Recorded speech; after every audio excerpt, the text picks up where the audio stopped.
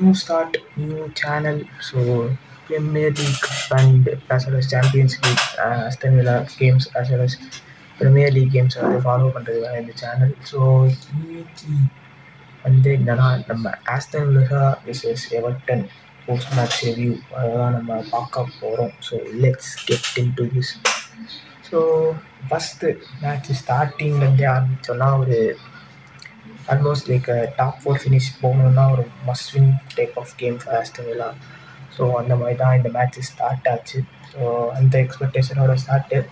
Everton 3 matches 3 losses. So அந்த ரெக்கார்டோடு வராங்க உள்ள. ஸோ இந்த மேட்ச் பற்றி போன மேட்சும் ஒரு பாட்லிங் எவர்டன் கிட்டேருந்து. ஸோ நம்ம ஸ்டார்ட் பண்ணுவாங்க கிட்டத்தட்ட அதே மாதிரி தான் மேட்சும் ஸ்டார்ட் ஆச்சு. So start of the match சூப்பரான ஆஸ்டன் தான். ஸோ ஃபர்ஸ்ட் ஆஃப் ஆல் நல்ல ஸ்டார்டிங்கு. ஸோ வெஸ்டாம் கூட ஆன மாதிரி அவ்வளோ ஸ்கிராப்பியான கேம் மாதிரி இல்லை. ஸோ கண்ட்ரோலிங் டீம் நல்லா கண்ட்ரோல் பண்ணோம் நல்லா மேட்சை. ஸோ ஸ்டார்ட்டாக நல்லா இருந்துச்சு. ஸோ ஃபஸ்ட்டு நம்ம இது லைனப் பார்த்தீங்கன்னா எக்ஸாக்ட்லி டியான் பீலி இல்லை. ஸோ மெக்கின் ரைட்டில் போயிட்டு ஆம்சிஎக்ஸ் ராஜர்ஸ் நல்லா இருந்துச்சு கேமு.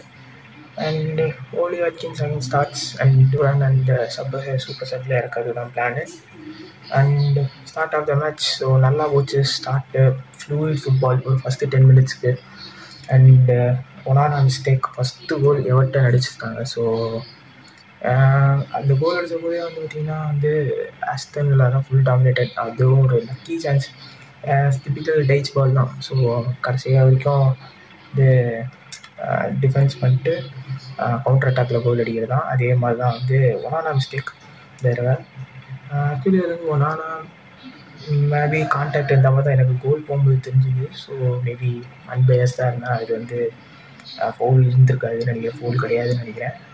அதனால் வந்து ஸ்டார்ட் ஒனானா மிஸ்டேக் மெக்னியில் long range. So Emi save பண்ணியிருக்கணும், பண்ணலை, ஜஸ்ட்டில் மிஸ் ஆயிடுச்சு. ஃபஸ்ட் கோல் அப்படி தான் போச்சு. ஸோ ஃபஸ்ட் கோல் போன போதுமே நம்ம அந்த அளவுக்கு மோசமாக இல்லை, நல்லா ஆடிட்டு இருந்தோம். அடுத்து வந்து இது அகெயின் சேம் செட் பீஸில் நம்ம கோல் விட்றது நிப்பாட்டவே மாட்டோம்னு நினைக்கிறேன்.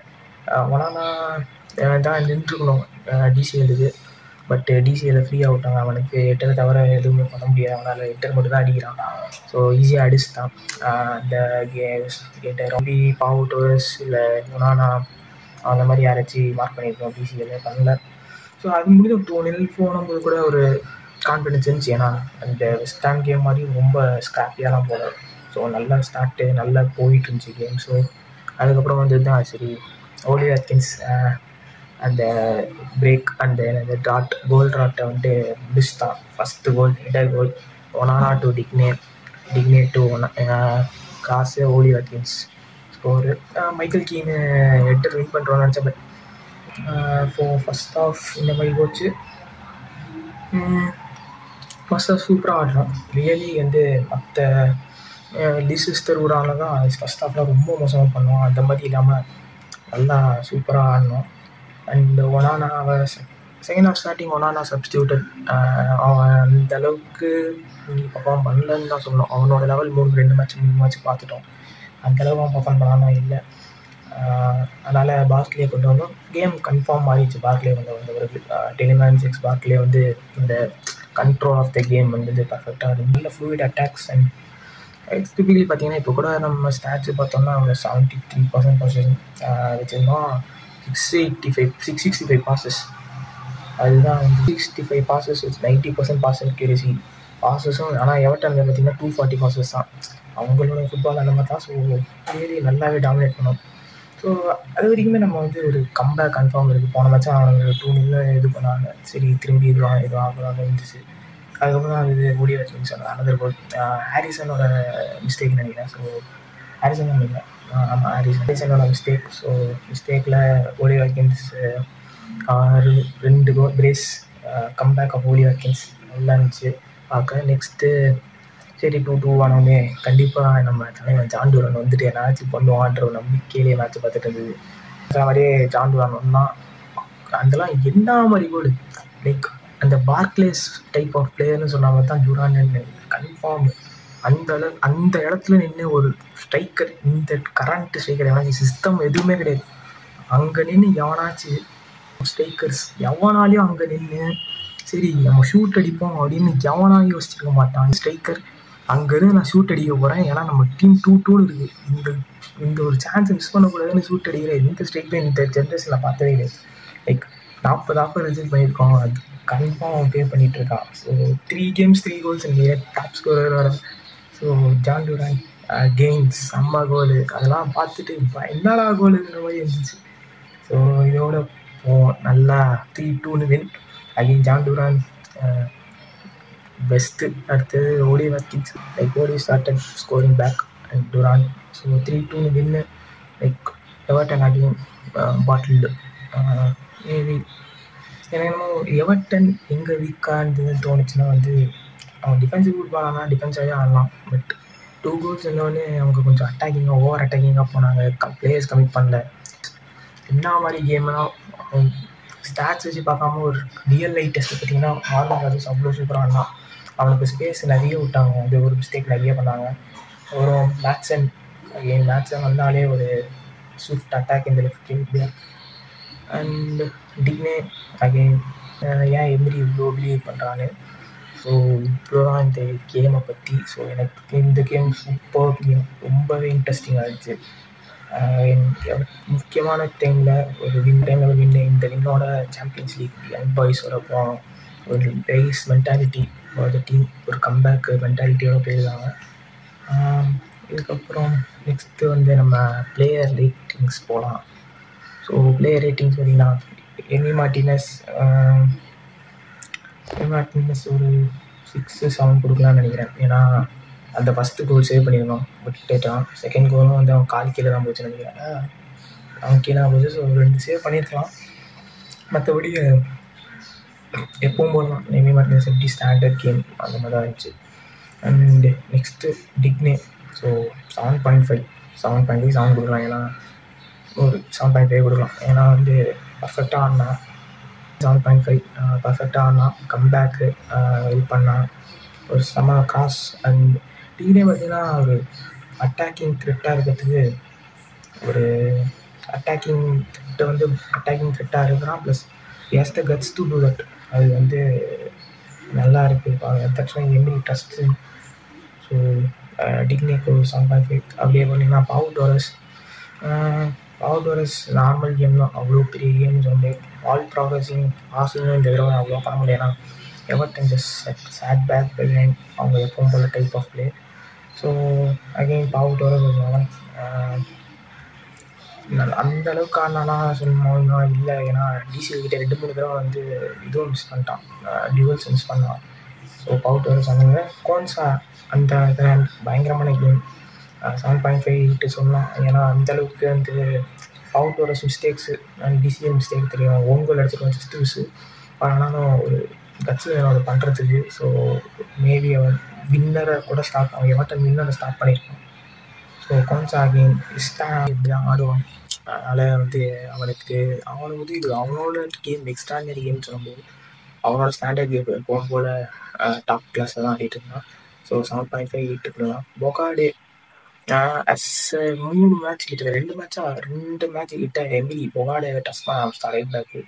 ஸோ அவ்வளோ நல்ல மேட்சா பொகாடேக்குன்னா இல்லை, ஏன்னா வந்து எந்த கிட்டேயும் சரி கிட்ட அந்த அளவுக்கு டிஃபெண்ட் பண்ணான். பட் அவனுக்கு இந்த ஒரு அட்டாக்கிங்காக போகணுன்ற மென்டாலிட்டி இன்னும் வரல. பின்னாடியே நிற்கிறனால மெக்கினுக்கு சம்டைம்ஸ் பாசிங் ஆப்ஷன் குறைஞ்சிருச்சு. பட் அந்த மார்கன் ராஜர்ஸ்க்கு ஒரு பாஸ் போடுவான், சூப்பரான பாஸு. 6.5 தான் சொல்லணும் Bogarde. But long way to Bogarde Costa. அப்புறம் வந்து பொகாடே கோஸ்டா கேஷ்ன்றது சரியான டெப்த்து விட் பேக்குக்கு. போனால் 7 சொல்லலாம். ஸோ ஃபஸ்ட் ஹாஃப் நல்லா, செகண்ட் ஹாஃபில் சப்ஸ்டியூட்டட். ஸோ ஒரு நாக் இதான் பெரிய நாக் மாதிரி இல்லை, எனக்கு மெக்னீல் பண்ணது அந்த கண்டக்டாக தெரியல. பட் ஃபஸ்ட் ஹாஃப் நல்லா ஆனா ஃபிசிக்காலிட்டியாக அந்த மிட்ஃபீல்டில் பாஸ் பண்ணுறது. And I will give them 6.7. Telemans on the other hand, superb game. Telemans was controlling the game. So absolutely 8.5 கொடுக்கலாம். Telemans superb, like டிஃபென்சிவாக பாலை வாங்கி ஃபார்வர்டு ப்ராக்ரஸ் பண்ணுறதும் சரி, பாலை ரீடைன் பண்ணுறதும் சரி சூப்பராக. ஆனால் best game of Tielemans this season அப்படின்னு சொல்லணும். அடுத்து டெமன்ஸ் 8.5 அவ்வளோ கண்டென்ஷன் இருந்துச்சு. அடுத்தது வந்து ராம்சி. குவைட் கேம் ராம்சின்னு சொல்ல முடியாது, நல்லா ப்ளே பண்ணால். பட் ஃபைனல் தேர்டில் ஒழுங்கானானா, ஃபைனல் தேர்டில் காசு முக்கியமாக கொடுக்கல. நல்லா ஆனால் ஃபைனல் தேர்டில் டிசிஷன் எடுக்க முடியாது, நான் சொல்ல முடியாது. ஏன்னா எவர்டன் சேட் பேக் ஃபுல்லாக பின்னாடி உட்காந்துட்டாங்க. ஸோ அதனால் அவனோட கேம் கரெக்டாக இல்லை இன்றைக்கி. ராஜர்ஸ் 7.5 பக்காவாக ஆனான் இன்றைக்கி அவனோட. ஏன்னா இன்றைக்கி வந்து எவர்டன் வந்து அவனை மார்க் பண்ணுறோன்ற ஒரு மோட்டிவ் இல்லாமல் தான் இருந்தாங்க. ஸோ வந்து அந்த அவன் ஈஸியாக பால் எடுத்துகிட்டு அவங்க ஃபீல்டில் ரன் பண்ணுறது சரி, செட் பின்னாடி கீழே இறங்கிட்டு ஓலிக்கு பாஸ் பண்ணுறதும் சரி, இந்த ப்ளே மேக் பண்ணதும் சரி பக்காவாக ஆனான். செகண்ட் ஹாஃபில் ஒரு லெஃப்ட் ஷிஃப்ட்டு லைக் அவன் நல்லா ஓடுறான்னு தவிர கடைசி இதில் வந்து 2-3 ஷாட் வந்து லெஃப்ட் ஃபுட்டில் அடித்தான். அது வந்து டார்கெட்டில் அடித்தா இன்னும் கேம் ஈஸியாக முடிஞ்சிருக்கும். இன்னும் கோல் ஸ்டார்ட் பண்ணல, அசிஸ்டும் ஸ்டார்ட் பண்ணல. மேபி இந்த சீசன் அவனோட பெஸ்ட்டு சீசனாக இருக்கிற பெஸ்ட் சீசன். ஸோ இன்னும் ஸ்டார்ட் பண்ணல. ஸோ ஆனால் இன்னும் அவனோட பொட்டன்ஷியல் காமிச்சிக்கிட்டே இருக்கான் கேம். அடுத்து 7.5 மார்கன் ராஜர்ஸ். அடுத்து வந்து பார்த்திங்கன்னா பிகின். ஸோ கேப்டன் பர்ஃபார்மன்ஸாக செட்டுனா இல்லை, அந்த அளவுக்கு பெரிய பர்ஃபார்மன்ஸ் இல்லை. ஸோ ரொம்ப வந்து என்னென்னா வந்து மெகினோட ரைட் ஹேண்ட் சைட் ரோலே வந்து கார்னர் கிராஸ் போடுறது தான். பட் இந்த கேம் கிராஸ் போட முடியுதா அப்படின்னு பார்த்தீங்கன்னா இல்லை. ஏன்னா வந்து அப்சல்யூட்லி அவங்களுக்கு பார்த்தீங்கன்னா மைக்கேல் கீனு அவங்களாம் டாலான பிளேயர்ஸ் வச்சுட்டாங்க. எரோபனமும் இருந்தான் டாலாக. அண்டு அதுக்கப்புறம் இவன் ஓவியன் அவனும் வந்து டால் என்ன. ஸோ அட்டாக் பண்ண த்ரெட்டு இல்லாமல் கிராஸ் அவனோட கிராஸ் மெகினோட கிராஸ் அவ்வளோவா எதுவும் இல்லை. பால் ப்ராக்ரஸனும் 2-3 பாஸ் மிஸ் பண்ணிட்டான்னு நினைக்கிறேன். பிக் சான்ஸ் க்ரியேட் பண்ண வேண்டியது. மெகினுக்கு ஸ்டாண்டர்ட் கேம் தான் 7 கூட 6.5 அப்படி கொடுக்கலாம். அடுத்து ஓலி வாட்கின்ஸ். ஃபஸ்ட் ஹாஃபில் ஒரு கோல், செகண்ட் ஹாஃபில் ஒரு கோல். அவனோட கம்பேக் கேம் இப்போ ஒரு லாஸ்ட் சீசன் பிரைட்டன் கேம் இருந்துச்சு ஸ்டார்ட் பண்ணி, அதுக்கப்புறம் சீசன் பயங்கரமாக ரன் பண்ண ஆரம்பித்தான். அந்த மாதிரி தான் இந்த கேம்னு நினைக்கிறேன். ஸோ 2 கோல் ஹேட்ரிக் அடிக்க வேண்டியது இந்த மார்கன் ராஜர்ஸ் பாஸ் கரெக்டாக இருந்ததுன்னா வந்து வாட்கின்ஸ் ஹேட்ரிக். பட் 2 கோல்ஸுமே க்ரூஷியல் கோல்ஸ். அதுவும் அந்த ஹேட்ரிக் அந்த ஹெட்டர்லாம் வந்து ரொம்ப மைக்கேல் கீனை தாண்டி அடிக்கிறது, அந்த ஹைட்டை அடிக்கிறது ரொம்ப க்ரூஷியலான கோல். மற்றபடி ஆஃப் த பால் அவனோட பெஸ்ட்டு கேமாக கேட்டால் இல்லை. பட் கோல் பண்ணால் 8.5 கொடுக்கலாம் ரேட்டிங். பட் ஸ்டார்டாக கேம் அந்தளவுக்கு பண்ணல. இன்னும் அவனோட கேப்பபிலிட்டி எவ்வளோன்னு எல்லா ஃபேன்ஸுக்கு தெரியும். ஸோ இன்னும் அதை ரீச் பண்ணானா கேட்டால் இல்லை. ஸோ அந்தளவுக்கு இன்னும் 2 கோல் ஸ்டார்டட் ஸ்டாலி அப்படிங்கும்போது அவனோட கான்ஃபிடென்ட் இன்னும் பூஸ்ட் ஆகும். So happy that is score. அடுத்து சப்ஸ்டியூட்டில் பார்த்திங்கன்னா முன்னாடி சொன்ன மாதிரி வந்தான் அந்த ஒனாக்கு பதிலாக சப்ஸ்டியூஷனாக had a pretty good game. 7 rating கொடுக்கலாம். ஏன்னா அந்த பாலை வந்து கரெக்டாக மெயின்டைன் பண்ண, உடனே பாஸ் கொடுக்காம டிலே பண்ணி இன்னொரு பாசிங் ஆப்ஷன் கிடச்ச வரைக்கும் வெயிட் பண்ணி பாஸ் பண்ணுறதுலாம் நல்ல கேம், நல்ல ப்ளே. இன்றைக்கி இந்த கேமுக்கு முக்கிய தேவையான play. And everybody are back to the game. ரொம்ப 14 மந்த்ஸுக்கு அப்புறம் திரும்பி ப்ரீமியர் லீக்கில் வந்தார். அந்த ஒரு மொமெண்ட் அதனால் எதுவும் சொல்ல முடியாது. ரேட்டிங் அந்தளவுக்கு முடியும், ஏன்னா அந்தளவுக்கு பார்க்கல. பட் அந்த மார்கன் ராஜர்ஸ் அண்ட் இவன் 1 டச் பாஸ் சூப்பராக இருந்துச்சு. இந்த சீசனில் இதை பார்க்குறது இன்னும் பயங்கரமாக இருக்கும்னு நினைக்கிறேன். ஃபிலோஜின் அதே மாதிரி தான் வந்தான். பட் ஃபிலோஜினோட ஒரு அந்த எல்லோவும் சரி, அது ஃப்ரீக்கி கடைசியில் கன்சிடர் பண்ணவும் சரி ரொம்ப பயம் காட்டிடுச்சு. ஏன்னா அந்த மாதிரி பண்ணாமல் கரெக்டாக இருந்தாலும் இன்னும் அவனுக்கு நல்ல சீசனாக இருக்கும். லாஸ்ட் டூரா என்ன மாதிரி பிளேயரு 40 ஆஃபர் முடிஞ்சு வந்து ரிஜெக்ட் பண்ணான்னு சொன்னது இப்போ தான் எதுக்குன்னு கரெக்டாக புரியுது. லைக் எந்த ஒரு பிளேயராலையும் எந்த ஒரு கரண்ட் ஸ்ட்ரைக்கர்னாலையும் அங்கேருந்து நான் வந்து ஸ்ட்ரைக் அடிக்க போகிறேன், ஷூட் பண்ண போகிறேன் அப்படின்ற ஒரு கட்ஸு வரதே பெரிய விஷயம். அதுவும் அதை வந்து பக்காவாக ஹிட் பண்ணி பர்ஃபெக்டாக உள்ளே போயிட்டு அந்த டாப் கார்னர் போய் அடிக்கிறதுனா சரியான ஒரு இந்த பார்க்லேஸ் மென்னன் அப்படின்னு ட்விட்டரில் ஃபுல்லாக ஸ்பெண்ட் பண்ணிருந்தாங்க. Real Barclays type of player டூரான்னு. So nice game. ஸோ அடுத்த கேம் வந்து பார்த்தீங்கன்னா யூசிஎல் யங் பாய்ஸோட. ஸோ அதுக்கும் review and post pre match review ரெண்டுத்தையும் போகலான்னு இருக்கேன். So to subscribe this channel. இல்லாமல் அடுத்தது வந்து ப்ரீமியர் லீக் கண்டென்ட்ஸையும் போகலான்னு இருக்கேன். So to subscribe and support. Thank you please.